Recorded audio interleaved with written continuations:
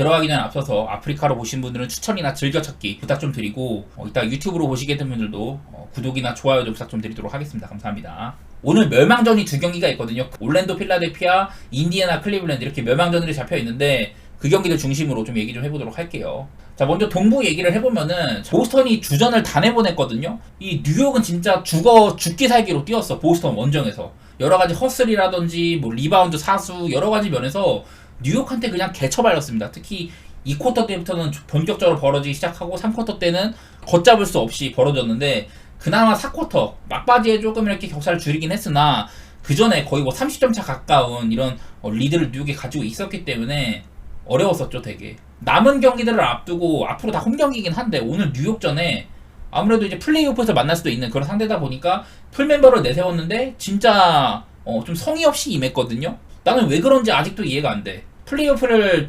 앞두고선 좀 뭐랄까 주전들의 합 같은 거? 우리가 이 정도로 강하다. 플레이오프에서도 보여주겠다. 그런 거를 보여줬어야 되는 입장인데 오늘 보스턴은 그야말로 뉴욕한테 개처발렸고 경기에 임하는 태도 역시 좋지가 않았습니다. 제 관점에서는요. 그리고 이제 미러키가 현재 2등이에요. 49승으로. 지금 현재 뭐 따라오고 있는 뉴욕한테도 1승 앞서고 있고 그 밑에 팀들한테는 뭐 2승 3승 앞서고 있기 때문에 미러키가 사실 2등 자리는 위태롭지는 않은 편인데 근데 이제 릴라드도 오늘 다우풀이고 못 나올 가능성이 높다고 보고 쿤보 역시 빠져있는 상황이잖아요. 남은 경기 모두 결정할 거라고 하는데 어찌 될지는 아직은 모르겠다. 이 미러키 역시 2위 자리가 마냥 편한 건 아니다. 그런 얘기를 해보면 한 것 같고 오늘 클리블랜드 대 인디애나, 올랜도 대 필라델피아 말 그대로 지금 4, 5, 6, 7등 싸움. 제가 여러 차례 필라델피아는 오늘 올랜도 잡고 남은 경기 전승을 하면은 자력으로 6위 진출이 가능하다 그런 식으로 말을 했습니다. 보면 밑에 이런 타이브레이커로 조금 정리를 해놨거든요. 지금 뉴욕이 3등, 올랜도가 5등에 있는데 올랜도가 뉴욕한테 타이브레이커를 이기고 있기는 하나 승수차도 2승이 나고 뉴욕이 남은 경기를 다 패야 되는데 사실 올랜도가 3등 이상을 확보하기는 좀 어려워지긴 했어요. 오늘 필라델피아한테 잡히면은 거의 뭐 물 건너가는 셈이고 뉴욕 닉스는 지금 클리블랜드한테 1승 앞서고 있기도 하고 타이브레이커도 이기고 있습니다. 그래서 뉴욕 닉스는 어지간해서 지금 3위 자리는 그래도 괜찮은 상태예요. 뭐 여러가지 이렇게 좀 정리를 했는데 네, 지금 뭐 올랜도랑 인디애나가 같은 승수 46승 34패인데 그 올랜도가 5등 인디애나가 6등인 이유는 타이브레이커에서 올랜도가 앞서고 있기 때문이기도 하고 이런 것들 보시고 계시면은 나중에 조금 더 도움이 될 겁니다. 이 최종전에서도 이거는 분명히 활용될 여지가 있어요. 그래서 오늘 이제 클리블랜드 대 인디애나는 지금 현 시점에서 얘네들이 2대2로 그 동률이기 때문에 만약에 오늘 인디애나가 클브를 잡는다. 그러면 클브를 밑으로 끌어내리게 됩니다. 인디애나는 어쩌면은 홈 이런 어드밴티지까지 4등까지도 올라갈 수 있는 그런 잠재력이 있는 팀이고 필라델피아 대 올랜도 여기는요 맞대결상으로 필라델피아가 2승으로 앞서고 있거든요. 지금 승수 차이도 1승 차이고 필라델피아가 오늘 잡는다. 그럼 상대 전적이 3대 0이기 때문에 자동으로 올랜도는 필라델피아한테 타이브레이커도 밀려서 뒷순위로 가게 됩니다. 그래서 어쩌면은 지금 올랜도는 진짜 남은 경기에서 좀 많이 못 챙기면은 7등으로 날아갈 수도 있거든요. 그 정도 지경입니다. 그래서 지금 두 라운드가 남았기 때문에 오늘 결과도 봐야 되고 다음 경기 결과도 봐야 되는데 어쨌든 여러 가지 가능성이 존재를 합니다. 올랜도가 아마 근데 7위까지 떨어질 가능성은 굉장히 적기는 해요. 이게 그 가능성으로 보면은 남은 일정이라든지 그런 것들 따라가지고 예를 들면 여기 올랜도 매직이 현재 5등인데 5등 할 가능성이 45%, 6, 7, 8등을 할 가능성도 여전히 있기는 하다. 뭐 이런 것들이 있거든요. 저는 이런 것들 바탕으로 말씀을 드리고 있는데 어쨌든 오늘 필라델피아 대 올랜도 이런 맞대결이 상당히 중요할 것 같다. 뭐 그런 얘기였었고 되게 저도 하도 말할 게 많아서 좀 헷갈리는데 어쨌든 오늘 경기 결과가 상당히 중요하다. 이 클리블랜드 대 인디애나, 올랜도 필라델피아 참 오늘 멸망전이라고 할 수가 있을 것 같아요.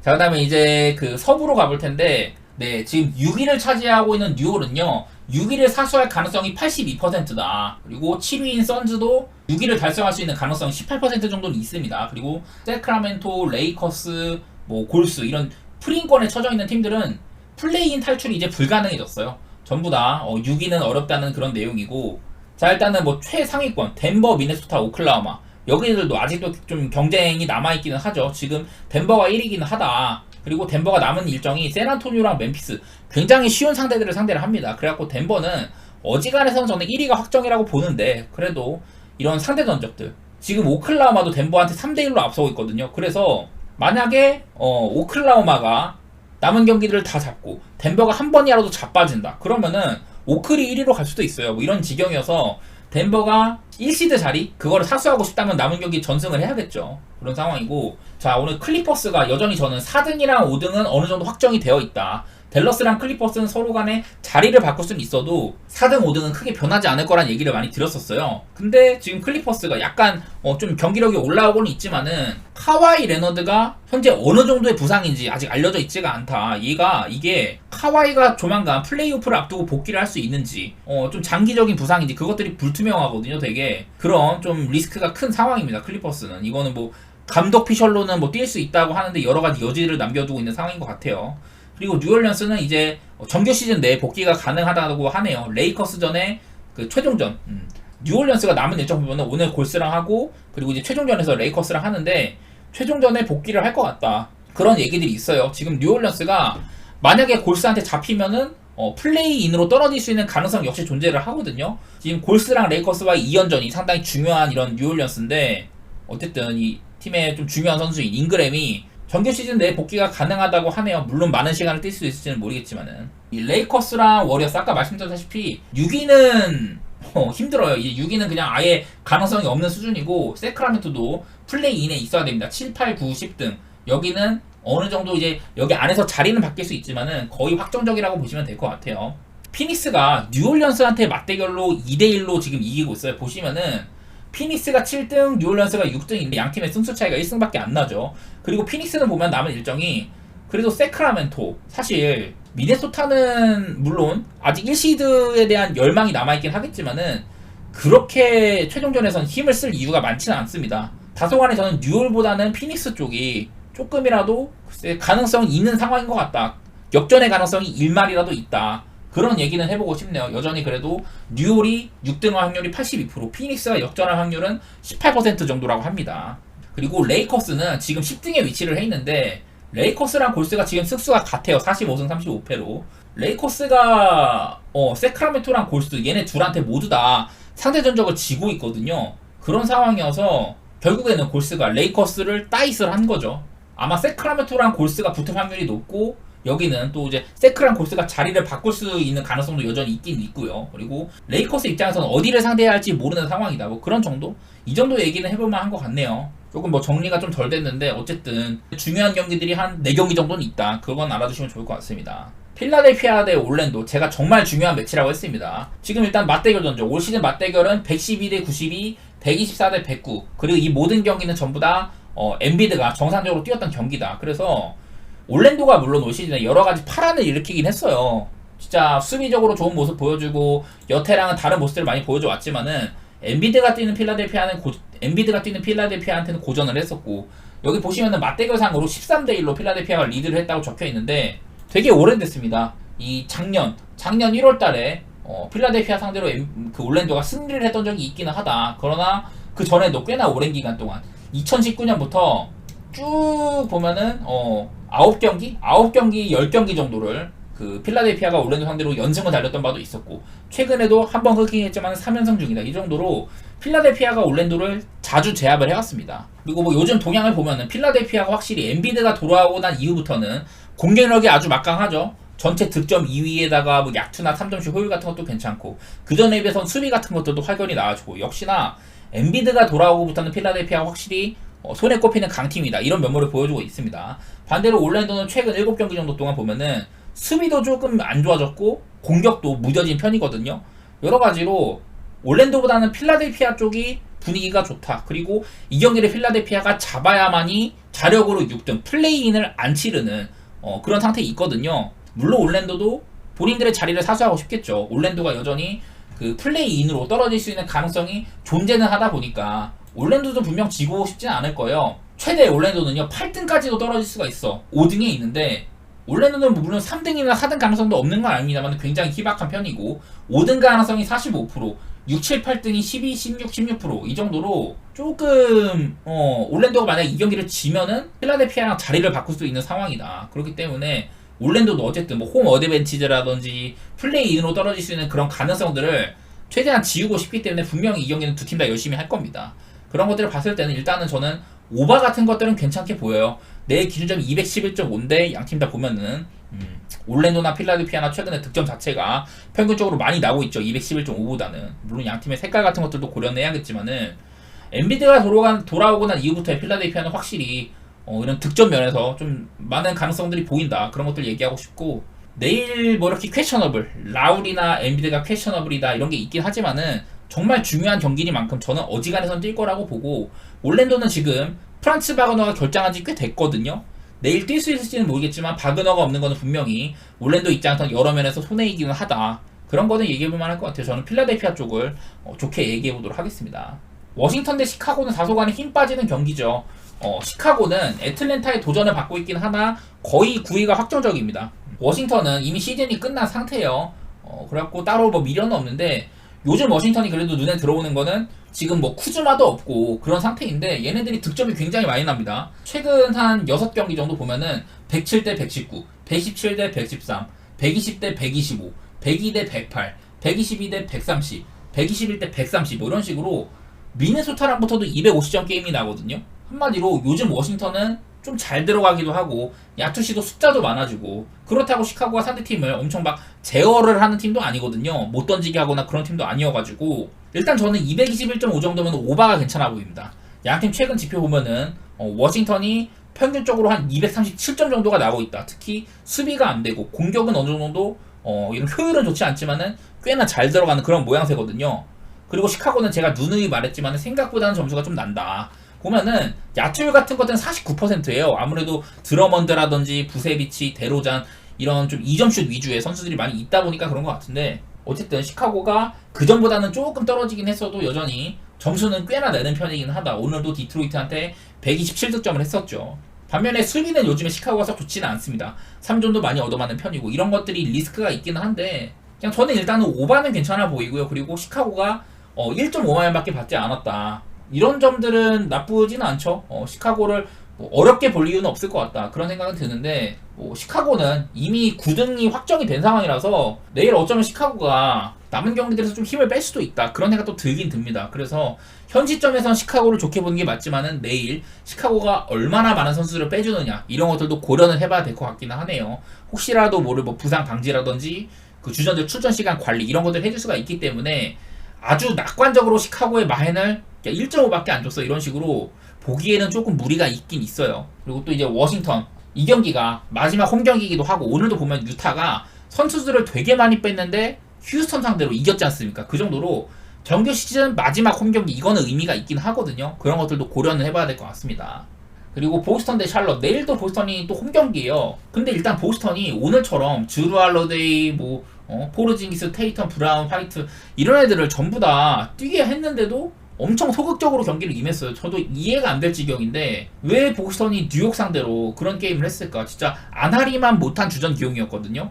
그런 것들이 걱정돼가지고 살짝 보스턴이 의심스럽기는 해. 일단 저는 이 경기는 오바 같은 것들은 조금 보고 있긴 해요. 오바를 보는 이유는 물론 보스턴이 리그 최고의 수비팀에 속하고 뭐 그런 것들도 있긴 하다. 최근 보면 이 보스턴이 백투백에도 11승 2패로 매우 강력한 편이었었고 맞대결 전적도 7대1로 굉장히 강했었다. 이런 것들도 있어요. 그리고 뭐 샬럿 보면 요즘에 평균적으로 235점이 나고 있다. 이런 것들도 보이고, 보스턴은 분명히 언더팀에 속하는데 샬럿이 페이스가 요즘 좀 빨라졌다. 뭐 그랜트 윌리엄스를 그 닉 리차드 대신에 그 언더사이드 센터로 기용을 하면서 전반적인 템포가 빨라졌다. 그 누구든지 3점을 쏴 올릴 수가 있다. 이런 것들이 있어갖고 요즘에 샬럿이 점수가 꽤나 나는 편이긴 한데, 일단은 저는 오바는 좀 볼만한 것 같아요. 물론 뭐 보스턴이 샬럿을 엄청 막 못 던지게 막는다든지 막 압도적인 이런 압박 능력 그런 것들을 보여준다면은 샬럿이 고전할 수도 있겠지만은, 요즘 양상으로는 샬럿이 지고 들어갈 때도 많은 득점을 하는 편이거든요. 일단 나는 그런 거는 좀 높이 사고 싶어. 샬럿이 뭐 보스턴 상대로 7.5에 프랭을 할 건 쉽지 않아 보이긴 하네요. 이건 역시 보스턴이 내일 아침에 얼마나 많은 선수들을 빼주냐 그런 것들이 관건이긴 한데, 오늘 안 뺀 걸 보면은 보스턴이 어쩌면 남은 경기들에서 경기력을 끌어올리기 위해 주전들을 점검할 수도 있겠다. 그런 생각도 해보기는 할게요. 오늘 보스턴한테 한번 당하다 보니까 약간 의심이 남아있긴 하네요, 이 경기도. 그 다음에 클리블랜드 대 인디애나, 여러 번 말씀드렸다시피 이 경기는 정말 중요한 매치죠. 클리블랜드가 현재 그 4등, 인디애나가 6등 이렇게 나와 있는데 클리블랜드 경기력이 요즘 정말 좋지가 않습니다. 그리고 올 시즌 맞대결상으로도 인디애나가 클리블랜드한테 2대1로 앞서고 있다는 말씀도 드렸었죠. 타이브레이커도 인디애나 갖고 있고, 뭐 내일 클리블랜드가 이기면 별 문제가 안 되겠습니다만은, 클리블랜드는 얼마 전에 멤피스한테도, 진짜 주전 엄청 많이 빠졌던 멤피스한테도 110대 98, 12점 차로 마인을 하지 못했습니다. 그 경기는 뭐 한 17.5마인, 18.5마인 이렇게까지 받을 정도로 클리블랜드의 압도적인 이런 승리가 예상이 됐던 경기인데 그걸 해내지 못했던 클리블랜드였었죠. 겨우겨우 막바지에야 이걸 뒤집었었는데, 반면에 인디애나는 최근 오클라호마, 마이애미, 토론토 얘네들을 모두 본인들의 색깔, 많은 득점, 인사이드 격파 이런 것들을 활용해가지고 승리를 거뒀어요. 다득점을 하면서 보여줬다는 게 좀 눈에 들어오는 것 같고, 그냥 대놓고 클리블랜드는 최근 5경기 동안, 그냥 최근 10경기로만 봐도 4승 6패 좋지가 않습니다. 도노반 미첼이 있고 없고 이런 것들도 상관없이 올해는 제가 미첼이 있으면은 클리블랜드의 공격이 좀 다각화가 될 거다 이런 얘기를 들었는데, 요즘에는 그런 모습도 안 나오거든요. 뭐 종종 미첼이 뭐 가끔씩 30득점에 준하는 그런 경기라고 보여주기도 합니다만은 실상 메가리는 별로 없어요. 클리블랜드가 한참 좋았던 주전들이 많이 빠져도 벤치에서 해주는 그런 경기력이 전혀 나오지 않고 있고, 작년에도 클리블랜드가 정규 시즌을 꽤 잘 치렀지만은 이 플레이오프에서는 1라운드 탈락했잖아요. 뉴욕한테 아마 4대 0인가 당했나? 그래갖고 탈락을 했는데, 지금의 양상으로는 클리블랜드가요, 제 생각에는 얘네들 더 떨어져도 안 이상할 것 같아요. 그 정도로 클리블랜드는 저는 좋게 보진 않고 있는데, 얘네 역시 플레이인으로 떨어질 가능성이 존재하기는 해요. 7등을 할 수 있는 가능성이 정말 미약하게나마 있긴 한데, 사실 그럴 가능성은 높지는 않고, 저는 뭐 여러 번 말했지만은 동부 플레이오프에서는 클리블랜드를 1라운드에 만나는 팀이 봉잡은 거다, 그런 얘기들을 여러 번 드렸는데, 저는 일단 인디애나가 이 경기를 반드시 잡아야지 지금 6위를 확보할 수도 있고 혹은 그 이상으로 갈 수 있는 상황이거든요. 인디애나는 지금 6등이긴 하지만은 4등이나 5등 가능성도 충분히 많이 있습니다. 지금 6등에 머무를 가능성이 48%, 4등이나 5등을 할 가능성이 21% 정도나 된다고 해요. 그 정도여가지고, 물론 인디애나 역시 플레이인으로 떨어질 수도 있다, 뭐 그런 가능성이 없지는 않지만은 비교적 적은 편이고, 저는 이거 한번 요즘 경기력 차이도 그렇고 올 시즌의 이런 상성 관계들 그런 것까지 다 봐가지고 일단은 인디애나의 프렌 쪽으로 접근을 하고 싶네요. 그만큼 클리블랜드를 저는 좀 약간 안 좋게 보고 있는 편입니다.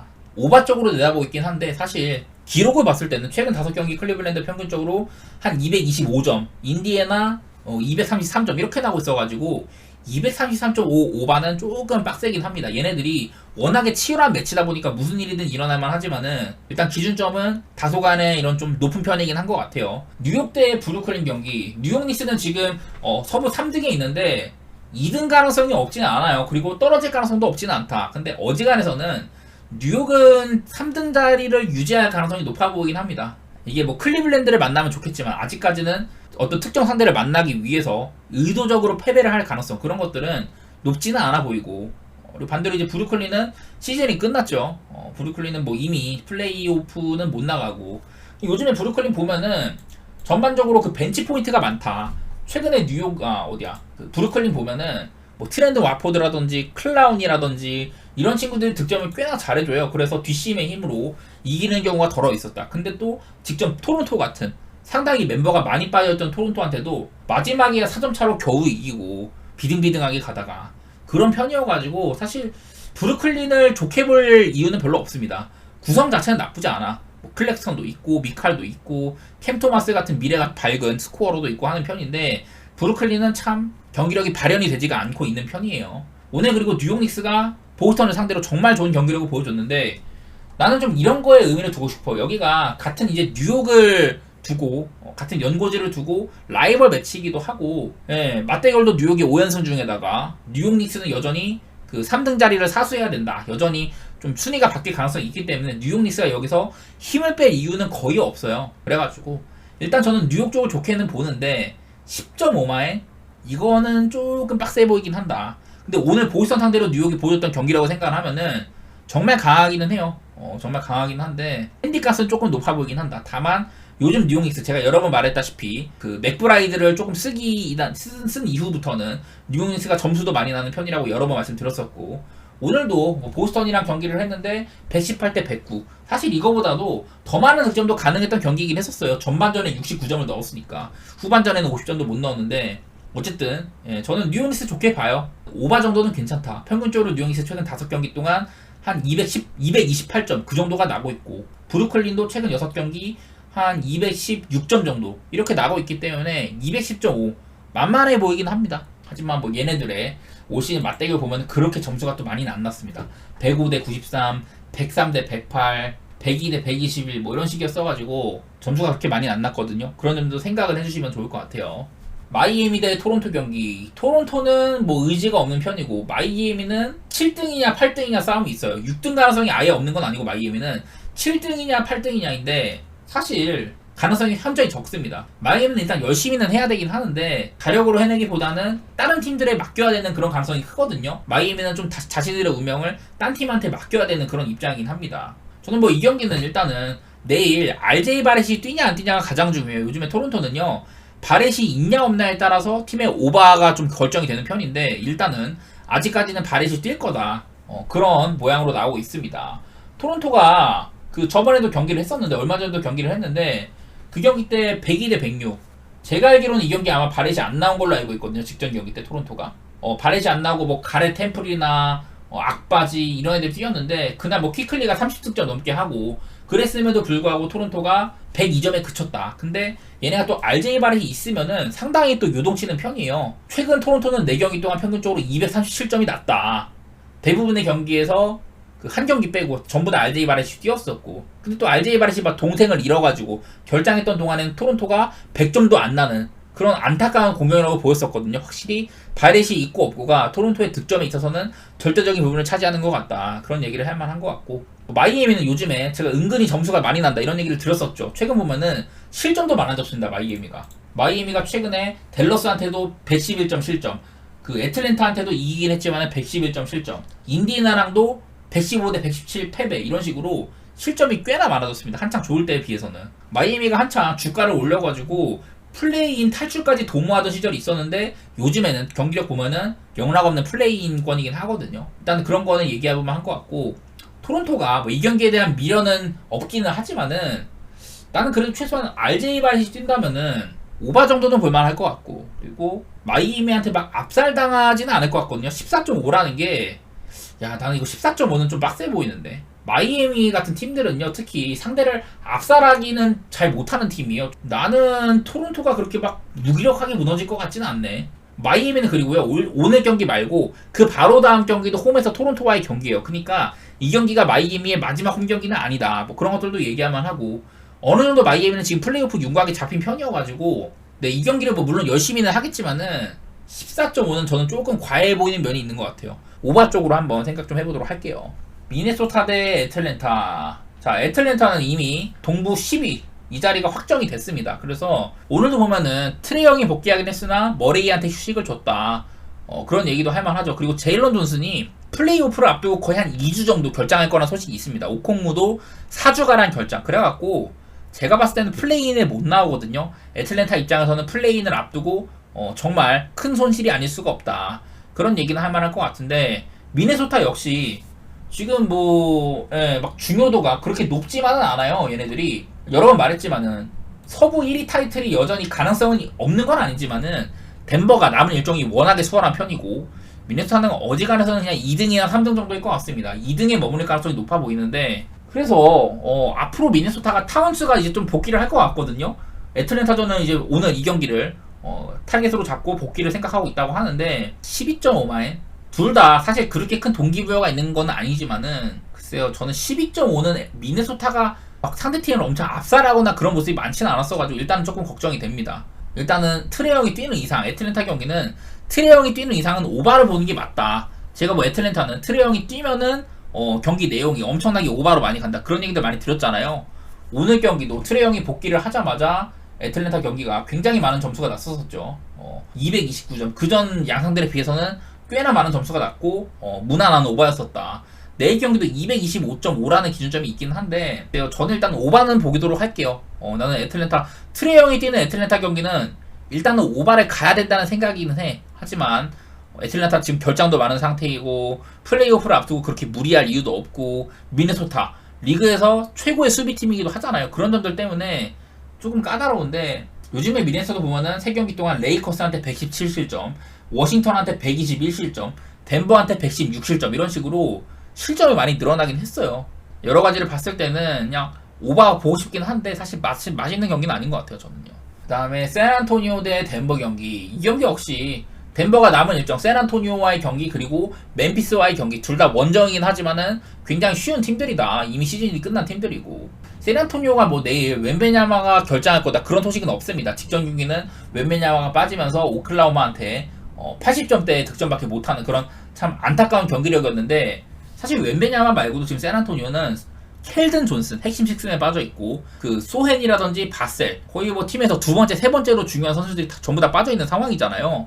웬베냐마가 있기는 하지만은 결장이 너무나도 많다 그런 얘기 해볼만 하고 덴버는 플레이오프를 앞두고 1시드를 사수하기 위해서 주전들을 내보내긴 할 것 같다. 근데 경기가 조금 일찍 기운다면은 어지간해서는 얘네들을 좀 출전 시간 관리를 해줄 것 같기는 해요. 일단은 덴버는 딱히 결장은 없는 상태이다. 플레이오프를 앞두고 머레이도 복귀를 했고 전반적인 선수단의 건강이 나쁘지는 않다. 그런 얘기들 해볼만 하고 최근 양팀 6경기 정도 이렇게 좀 주목을 해봤을 때는 샌안토니오 공격 역시 안 됩니다. 특히 이런 주전급 선수들이 여러 결장하고 난 이후부터는 공격이 아주 마탱이가 가 있고 수비는 그나마 괜찮긴 한데 지금 보면 야투 방어 8등, 3점 방어 7등 이런 식으로 수비 효율은 좋은데요. 실점은 22등으로 꽤나 많이 한 편이에요. 덴버는 보면은 공격 지표, 야투 효율, 3점 효율 모두 다 매우 좋은 편입니다. 1등, 2등이고 득점도 전체 5등이고 수비적으로도 야투 방어 2등, 3점 방어 4등 이런 식으로 공수 양면에서 지금 덴버는 모양새가 참 좋아요. 이런 것들을 봤을 때는 덴버를 의심할 여지가 그렇게 많지는 않은 것 같다. 저는 뭐 덴버 쪽을 좋게 보는 건 맞는 것 같고 그리고 언더업은 일단 저는 언더 쪽으로 한번 보도록 하겠습니다. 양팀 일단은 지표를 봐도 샌안토니오가 최근에 한 221.5점 덴버는 한 얘네도 221.5점 이렇게 나타나네요. 이런 것들 봤을 때는 요즘 샌안토니오가 특히 공격적인 재능들 바셀이나 켈든 존슨 이런 친구들을 잃은 이후부터는 공격에서의 이런 뭐 많은 야투 시도 이런 것들이 보이긴 하나 썩 훌륭해지는 않아 보이고 직전 경기 오클한테도 96번을 던졌는데 야투가 정말 처참했습니다. 그 정도로 많이 시도는 하는데 메가리가 없는 상태예요. 얘네가 그 4월 3일날 맞대결을 한 적이 있는데 그때도 소헨이나 바셀 이런 친구들이 결장했을 때거든요. 근데 그날 샌안토니오가 야투 시도를 총 105번을 했고 연장전 안 가고 105번을 했고 그날 덴버도 야투 시도를 98번을 했어요. 거의 뭐 200번 이상 그 슛 시도를 주고 받았는데 그 경기는 215점 기준점상으로 언더였다. 그런 날이었어가지고 내일도 서로 간에 많은 야투를 주고받을지는 모르겠으나 저는 일단 언더를 한번 보기는 보도록 할게요. 오클라호마 대 미러키 사실 지금 동서부에서 정말 높은 순위에 있는 팀들 간의 대결이라서 기대가 모일만도 한데 미러키가 일단 쿤보가 정규 시즌은 이 남은 경기는 못 뛸 것 같고 그리고 내일 릴라드도 다우풀이거든요. 못 뛸 가능성이 높아요. 그래서 어쩌면 미러키가 내일 경기를 던질 수도 있다. 저는 그런 생각까지 합니다. 이 경기는 뭐 길게 얘기할 거 없이 물론 맞대결은 미러키가 오클라호마한테 최근 6연승 중이다 이런 것들이 있긴 합니다만은 미러키가 뭐 홈도 아니고 최근 경기력도 들쭉날쭉한 편이고 내일 또 어떤 선수들이 결장할지 모른다 이런 점들 때문에 저는 어쩌면 이거 미러키가 경기를 벌일 가능성도 있다고 보는 편이거든요. 그 정도로 이 미러키의 결장이 심각한 상황이라서 저는 딱히 이 경기를 주목하고 싶지는 않네요. 그리고 미러키가 뭐 순위 싸움 상으로도 어느 정도는 2위 자리를 거의 뭐 확보한 상태이기 때문에 이게 릴라드도 못 나오고 쿤보도 없는 경기인데 굳이 주전들한테 막 많은 출전 시간 소요해가면서 이 경기를 따내려고 노력할 필요가 사실은 많지는 않아 보입니다. 저는요. 그래서 일단은 저는 좀 더 내일 지켜보는 게 맞을 것 같고 일단은 오클라호마 쪽에다가 언더 쪽으로 보고 있긴 한데 내일 얘기하는 게 나을 것 같아요. 이 경기는요. 멤피스 대 레이커스 경기 이거 뭐 레이커스는 지금 10등 가능성이 굉장히 높은 편이고 플레인 탈출은 못합니다. 그나마 이제 홈 어드밴티지를 가져온다든지 그런 것들이 있는데 레이커스는 지금 자력으로 7등, 8등, 9등에 올라갈 수 없는 그런 입장이에요. 전부 다 상대 전적이 밀리기 때문에 피닉스 말고는 전부 다 밀리기 때문에 어쨌든 레이커스는 남은 경기들에서 최대한 노력은 해야겠죠. 멤피스는 뭐 말할 것도 없습니다. 보면은 멤피스가 결장이 되게 많잖아요. 근데 문제는 멤피스가 저렇게나 결장이 많은데도 내일도 14.5만이잖아 레이커스가. 근데 클리블랜드한테 12점 차로 패배를 했다. 그날 멤피스가 거의 한 18.5프레임인가 그랬어요. 17.5인가? 16.5인가? 하여튼 그 정도로 높은 프레임 값을 받았는데 나름대로 버티긴 버텼거든요. 워낙에 클리블랜드가 족밥이라서 그런지 몰라도 저는 이거를 좀 얘기하고 싶어요. 얘네들이 한번 그 3월 28일날 맞대결을 했는데 그날도 멤피스가 결장이 되게 많았었고 레이커스는 그날 백투백이었는데요. 그날 레이커스가 136대 124로 승리를 하긴 했거든요. 나는 요즘에 멤피스가 질 때 지더라도 점수를 조금 내는 것들 그런 거에 주목을 하려고 했는데 얘네가 또 요즘 보면은 결장이 워낙 많다 보니까 필라델피아한테 96점, 샌안토니오한테 87점, 클리블랜드한테 98점 이런 식으로 득점이 굉장히 저조합니다.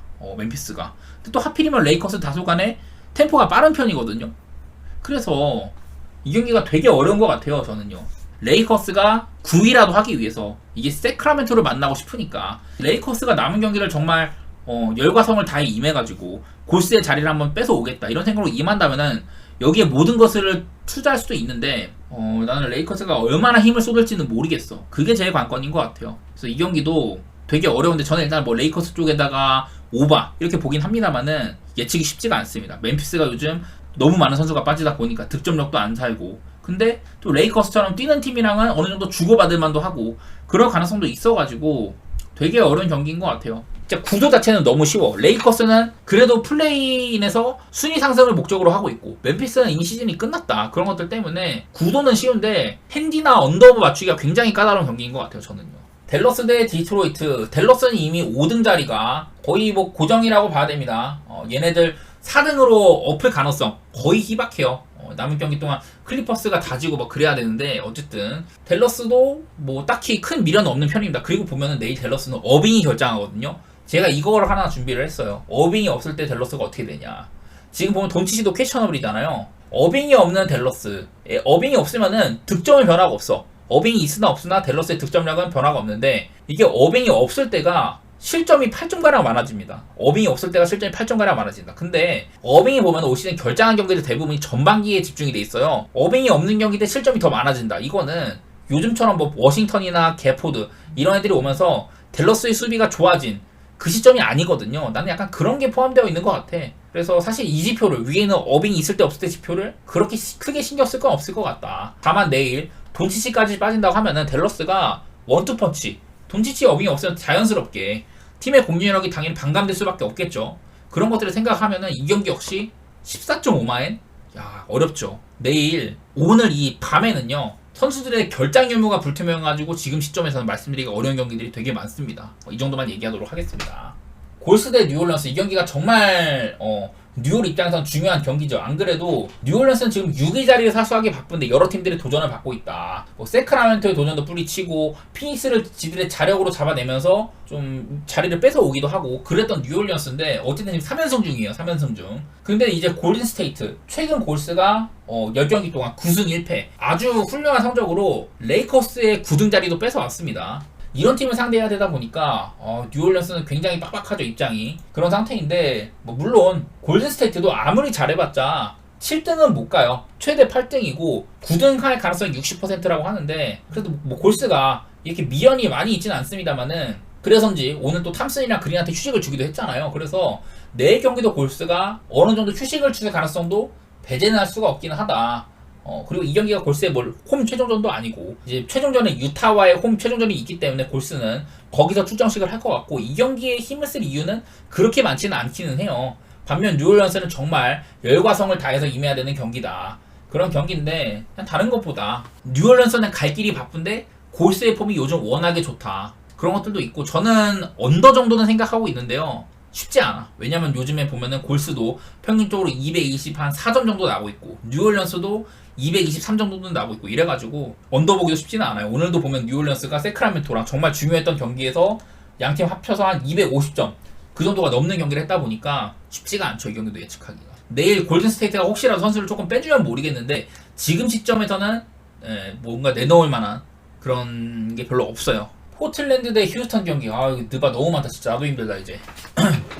자, 오늘 휴스턴이 그 홈 최종전을 하는 유타 상대로 정말 맥 빠지는 경기를 했었죠. 사실 휴스턴이 그 정도로 유타가 오늘 뭐 마카넨, 클락슨, 섹스턴, 캐슬러, 콜린스, 던 진짜 중요한 선수들을 다 뺐는데도 그 유타한테 휴스턴이 원정에서 패배를 했잖아요. 제가 뭐 여러 차 유타가 홈에서는 버프를 많이 받는다. 14점가량 받고 휴스턴은 원정 가면은 디버프를 10점가량 받는다. 이런 얘기들 하긴 했는데 와 근데 질지는 몰랐어 진짜로. 아무튼 휴스턴도 이미 시즌이 끝났고 물론 오늘도 휴스턴이 벤블릿 막 40분 뛰게 하고 열심히 안 한 건 아니었어요. 근데 다만 이제 약초 같은 것들이 유타가 조금 더 나았었고 무튼 휴스턴이 굉장히 실망스러웠는데 내일도 포틀랜드랑 상대를 합니다. 그리고 제가 오늘 포틀랜드는 델라노 반튼 이 친구가 빠지면은 언더를 볼만하다라고 했는데 그 친구가 결장을 했고 골스 상대로 92점에 그쳤습니다. 내일 경기는 어떻게 될지는 모르겠어요. 근데 어쨌든 포틀랜드는 최근 5경기 동안 보면은 평균적으로 득점, 야투, 3점슛 여러가지 면에서 리그 최악의 공격팀입니다. 반면에 수비적으로는 꽤나 괜찮아요. 네 번째로 적은 수비를 하고 있다. 이런 양상이거든요. 그래서 포틀랜드 경기를 오바보기가 쉽지가 않습니다. 이게 또 휴스턴 보면은 최근 7경기 동안 평균적으로 한 238점가량이 나고 있거든요. 이런 지경이어서 언더오버도 힘들고 근데 또 보면은 백투백일 때 포틀랜드는 백투백일 때 8승 5패로 올 시즌 그 포틀랜드가 거둔 21승 중에 8승이 백투백에서 나왔다. 휴스턴은 근데 백투백일 때 3승 10패였다. 이런 것들을 보면은 야 이거 백투백도 고려를 해야 되고 요즘 언더오버도 포틀랜드는 극 언더 200점대 초반이고 휴스턴은 막 238점 이렇게 나고 있고 이러다 보니까 언더오버도 가능하기가 어려워요. 오늘 뭐 휴스턴이 유타한테 충격적인 경기력도 보여주고 이러다 보니까 NBA가 이제 2경기밖에 안 남았는데도 정말 어렵다 이런 얘기밖에 할 게 없고 정말 어렵네요. 이 경기도 저는 내일 경기들 다 이렇게 어렵다는 얘기만 하는데 내일 한번 포틀랜드 쪽에서도 델라노 반튼이 나오는지 안 나오는지 혹시라도 휴스턴이 선수들한테 휴식을 좀 주는지 안 주는지 그런 것들을 살필 필요가 있을 것 같아. 오늘은요 조금 더 신중을 기하기 위해서 초안보다는 이제 최종본에서 조금 더 얘기를 내일 아침에 조금 더 얘기를 더 해보도록 하겠습니다. 죄송합니다. 그 다음에 클파 대 유타 경기. 유타가 이제는 이제 원정이잖아요. 사실 오늘은 유타가 선수들도 많이 뺐고 홈에서 어쨌든 그동안에 연패를 벗어던지긴 했다. 이거는 중요해요. 연패를 벗어던지긴 했는데 유타는 뭐 여러 차례 제가 시즌이 이미 끝났다고 했고 그리고 클리퍼스도 내일 어찌 보면은 카와이는 못 나올 게 당연하고 이미 4등 자리 확률이 99%예요. 1라운드 대결도 댈러스랑 클파가 이미 확정이 된 거고 그래서 클리퍼스는 남은 경기 때 선수들을 이렇게 막 굳이 엄청 소모시킬 필요는 없긴 하거든요. 그런 상황이어가지고 이것도 예측이 쉽지가 않아요. 사실 나는 유타가 만약에 마카니나 클락슨, 캐슬러 이런 애들이 뛴다고 하면 난 프렘 보고 싶거든. 현 시점에서는 그것도 힘들어. 일단 기본적으로 클리퍼스가 홈이기도 하고 관리퍼스도 이 경기가 마지막 홈경기는 아니에요. 최종전에 휴스턴과의 홈경기가 있다. 그때 뭐 하든이든 조지든 뭐 카와이든 이렇게 홈 관중들한테 인사시킬 수도 있겠죠. 우리 플레이오프에서 잘 해보겠다 이런 식으로. 이 경기는 클리퍼스가 그렇게 중요한 경기는 아니고 이미 순위도 확정이 어느 정도 됐고 그래가지고 나는 13.5는 좀 과하다는 생각이 있기는 하네. 이거 역시 클리퍼스가 내일 얼마나 빼냐, 유타가 섹스턴이나 콜린스가 내일 뛰냐 안 뛰냐 이런 것들도 보면 좋을 것 같기는 하네요. 제가 준비를 덜 한 게 아니라 이 정도로 지금 이 시점에서는 기준점들이 사악해가지고 얘기하기가 힘들어요. 그냥 내일 아침에 얘기하는 게 나아 이 경기들은. 그다음에 뭐 세크라멘토 대 피닉스, 이 경기는 정말 중요한 경기죠. 피닉스 입장에서는 이 경기를 반드시 이겨야지 6등 가능성을 살릴 수가 있다. 지금 피닉스는요 지금 현재 7등에 머무르고 있는데 6등 가능성이 18%, 그리고 8등으로 고꾸라질 가능성도 39%나 있어요. 그래서 이 세크라멘토와의 일전이 굉장히 중요하다. 그런 얘기는 할 만한 것 같네. 자, 일단 내일 세크라멘토는 백투백인데 올 시즌 6승 8패. 원래 얘네가 정규 시즌 초반에는 그 백투백 전적이 굉장히 안 좋았었어요. 좀 뒤쪽 가서는 그래도 백투백 전적이 좀 좋아졌다. 그런 얘기들을 할 만한 것 같고, 올 시즌 피닉스랑 세크라멘토는 맞대결 전적이 2대2입니다. 현재까지는. 그래서 이 경기에서 승자가 타이브레이커 우위도 가져가는 편이에요. 그래서 지금 만약에 내일 세크라멘토가 피닉스 상대로 승리를 한다. 그러면은 그 피닉스가 47승, 세크라멘토가 46승. 그래서 아마 8등으로 피닉스가 떨어질 가능성이 희박하긴 한데 혹시 모르죠. 또 마지막 경기 최종전에서 피닉스가 미네소타한테 패할 수도 있으니까 그런 것들까지 고려를 하면은 어쨌든 세크라멘토는 이런 상대를 골스를 피하고 레이커스를 만난다든지 그런 것들을 좀 꾀할 수도 있기 때문에 일단 양팀 다 가져오고 싶을 만한 경기인 것 같습니다. 근데 저는 개인적으로는 지금의 세크보다는 피닉스 쪽에 손을 좀 들어주고 싶기는 하네요. 저번에 한번 그 뉴올리언스와의 경기 굉장히 중요했던 경기를 패배를 했었죠. 근데 그 이후에 클리퍼스한테 한번 지고 이 선수가 많이 빠진 클리퍼스한테 쉬운 승리를 가져가기도 하고 여러 가지로 그냥 한 번씩 주고받긴 했는데 나는 여전히 이 야투가 터진 피닉스는 아무도 못 막는다. 그런 것들을 생각은 하고 싶어. 그리고 요즘에 세크라멘토는 진짜 최근 5경기 동안 뉴욕, 보스턴, 브루클린, 오클라호마, 뉴올리언스 이 중에 브루클린은 진짜 30점 차로 쉽게 제압을 했지만은 다른 이제 5할 승률의 강팀들 내지 플레이오프에 나가는 팀들한테는 전부 다 패배를 했거든요. 그런 것들을 보면은 이게 원정이어도 피닉스 쪽을 좋게 볼 수밖에 없을 것 같다. 그런 생각이 드네. 물론 정말 중요한 경기고 하기 때문에 세크라멘토 홈 관중들이 정말 열화와 같은 성원을 보내줄 것 같긴 한데, 그거를 떼고 보면은 냉정하게 지금 양 팀의 전력 차이 그런 것들을 보면은 세크가 이 경기를 잡기는 좀 쉽지 않아 보이거든요. 이만큼 내일 중요한 경기이면서도 어렵다, 이런 얘기를 조금 해보고, 저는 일단 피닉스 쪽을 좋게 보도록 하겠습니다. 이 경기는 케빈 거스먼 대 라이언 펠트너, 이 경기가 뭐 콜로라도의 홈도 아닙니다. 그리고 직전 경기 그 거스먼이 되게 부진했잖아요. 뉴욕 양키스전에서 1.1이닝 6실점, 진짜로 졸라 못했어. 근데 제가 이 경기도 앞두고선 거스먼이 뉴욕 양키스 타자들한테 굉장히 강했었다, 방어율도 좋았었고 막 칭찬을 되게 많이 했는데 개 털렸거든요. 근데 이 경기가 보면은 거스먼의 평균 직구 구속이 거의 한 3마일가량 떨어졌던 경기라고 해요. 뭐 날씨가 추워서 그런 건지 아직까지, 아니면 뭐 얘 뭐 몸 상태가 안 좋았던 건지 그런 거는 모르겠지만은, 어디 뭐 요즘 상당히 투수들이 부상이 많은데 팔꿈치나 어깨 쪽에 문제도 발견이 안 돼 있다고 하고. 근데 그냥 유독 양키스전에 직구 구속이 평소보다도 한 3, 4마일가량 안 나왔는데, 이러면 두드러 맞을 수밖에 없죠. 직구 구속이 그만큼이나 빠졌는데, 이게 직전 경기 때 거스먼이 두드러 맞아가지고 조금 토론토 쪽이 약간 과소평가받는 느낌? 그런 게 있는 것 같긴 하거든요. 저는 뭐 콜로라도는 리그 꼴찌급 팀이라고 보고, 물론 뭐 에제키엘 토바 같은 유망한 선수도 있긴 합니다만은, 그거보다는 정상적인 상태의 거스먼이라면은 콜로라도가 공략하기가 쉽지 않을 것 같아. 그런 얘기들을 한번 해보도록 할게요. 그리고 거스먼 옛날에 샘프에서 뛸 때도 콜로라도한테는 좀 센 편이었습니다. 쿠어스에서도 별로 털린 적도 없었고 그런 편이어서 저는 토론토 쪽을 좋게 보도록 하겠습니다. 이거는 거스먼한테 힘을 실어주는 그런 결론이라고 할 수 있을 것 같고, 그 다음에 매츠 대 켄자, 저는 뭐 여러 번 켄자가 올 시즌에 투자도 많이 했고 좋게 볼 여지가 많다고 했는데, 켄자가 지금 제대로 빠타포스도 나오고 있고 연승인지도 달리고 있죠. 특히나 그 어디야 휴스턴을 제압을 했던 것들, 그런 것들을 높게 살만합니다. 그리고 그 샌디에고에서 데려온 두 명의 선발, 마이클 와카, 세스 루고, 두 명의 선발들이 굉장히 잘해주고 있어요. 그래서 켄자는 지금 7연승을 달리고 있는 중이고, 뉴욕 매치도 시즌 초반에 비해서 낮았다. 지금 최근 7경기 동안 5승 2패. 괜찮아진 건 맞는데 아무래도 세베리노를 믿기보다는 나는 와카를 믿는 게 맞기는 맞는 것 같다. 선발도 와카가 조금 우위인 느낌인데다가 빠따상으로도 물론 매치도 좀 올라왔지만은 켄자가 7연승을 달리는 데는 특히 빠따의 힘과 안정된 마운드, 이거 두 가지가 크게 작용을 했다. 그런 것들을 생각하면서 켄자 쪽을 좀 더 좋게 보도록 하겠습니다.